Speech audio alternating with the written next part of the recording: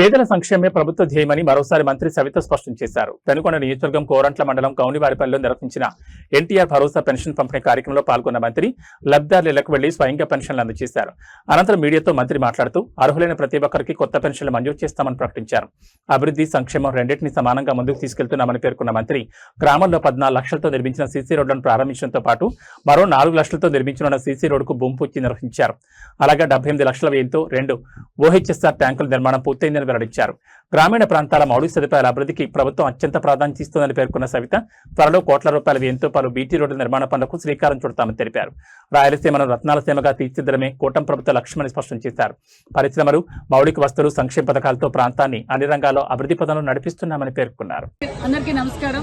మరి రోజు రాష్ట్ర వ్యాప్తంగా మనందరికీ తెలుసు, కూటమి ప్రభుత్వం అధికారంకి వచ్చిన నాటి నుంచి ఏదైతే 1వ తారీఖు వస్తుందో మరి పెన్షన్దారులు ఎన్టీఆర్ పెన్షన్ భరోసా పథకం సుమారుగా 67 లక్షల మందికి సుమారుగా 2,717 కోట్ల రూపాయలతో మరి ఉదయాన పెన్షన్దారులు కాఫీ కూడా తాగకనే మరి ఎంప్లాయీస్ అందరూ వచ్చి పెన్షన్ ఇవ్వటం కూడా మరి అందరికీ తెలుసు. మరి పెన్షన్ కూడా ఏదైతే మేము మాట చెప్పామో ఆ మాట ప్రకారం 3,000 ఉన్న పెన్షన్ 4,000 అందజేశాం.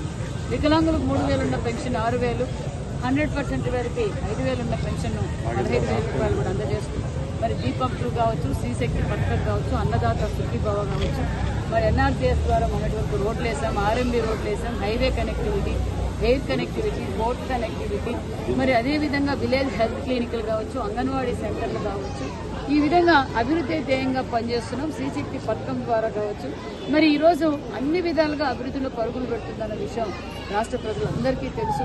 మరి ఒక పక్క పరిశ్రమ నిజంగానే సత్యసాయి జిల్లా, రాయలసీమలో సత్యసాయి జిల్లా మరింత వెనకబడిన ప్రాంతం ఒకప్పుడు.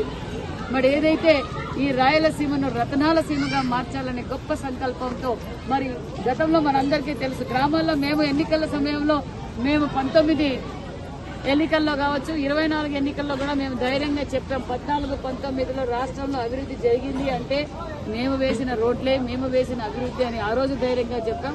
ఈ రోజు ఈ 2 సంవత్సరాల్లో మరి నేను గ్రామాల్లోకి వచ్చినప్పుడు కూడా అడిగా, అయ్యా ఏమైనా 5 సంవత్సరాల్లో రోడ్డు వేశారంటే ఒక్క మూట సిమెంటు మూటతో పని కూడా చేయలేదని స్వచ్ఛందంగా ప్రజలే తెలియజేశారు. ఈరోజు అతి తక్కువ కాలంలోనే ప్రతి పంచాయతీ లెవెల్లో కూడా మేము తీసాం. 5 ఏళ్లుగా వాళ్ళు ఏం చేశారు, ఈ 2 ఏళ్లుగా మా సంక్షేమ పథకాలు ఏంటి, మా అభివృద్ధి కార్యక్రమాలను డిపార్ట్మెంట్ వైజ్గా మరి ఈరోజు పంచాయతీ వైజ్గా కూడా మేము పాంప్లెట్ కూడా రిలీజ్ చేశామన్న విషయం జరుగుతుంది. మరి ఈరోజు కియా లాంటి పరిశ్రమ తీసుకొచ్చింది చంద్రబాబు నాయుడు గారు, ఇరిగేషన్ ప్రాజెక్టులు తీసుకొచ్చింది చంద్రబాబు నాయుడు గారు. మరి మొన్నటి రోజున ఏరోస్పేస్, గతంలోనేమో రోడ్డు మీద తిరిగే కార్ల పరిశ్రమ తీసుకొచ్చారు. ఈరోజు యుద్ధ విమానాలు, భారతదేశాన్ని కాపాడే యుద్ధ విమానాల తయారీ పరిశ్రమ కూడా మన జిల్లాకే రావటం నిజంగా చాలా ఆనందంగా ఉందన్న విషయం కూడా తెలియజేస్తూ మరి ఇది కూటమి ప్రభుత్వం పరిపాలన అనే విషయం కూడా తెలియజేస్తుంది. మొన్న జగన్మోహన్ రెడ్డి గారు మాట్లాడుతూ ఏ పంచాయతీ ఏకగ్రీవమైనా నేను ఒప్పుకోనంటూ వార్నింగ్ ఇచ్చాడు వాళ్ళ నాయకులకి. దీనిపైన ఏమంటారు? పులివెందుల జెడ్పీటీసీ ఎన్నికల్లో కూడా వార్నింగ్ ఇచ్చాడు. మేము ప్రజాస్వామ్యబద్ధంగా పులివెందుల్లో ఏ విధంగా అయితే నామినేషన్లు ఇచ్చామో మీరు అందరూ చూశారు. మరి 11 రెడ్డి కాడ 11 నామినేషన్లు పడ్డాయి. మేము వైసీపీ పాలనలాగా గొడ్డల పార్టీ అధినేత చెప్పినట్లుగా మేము ఎవరిని నామినేషన్ లేనియకుండా మేము బెదిరియలేము. ఎగ్జాంపుల్ పులివెందులే. ప్రజాస్వామ్యబద్ధంగా ఎలక్షన్ జరుపుతాం.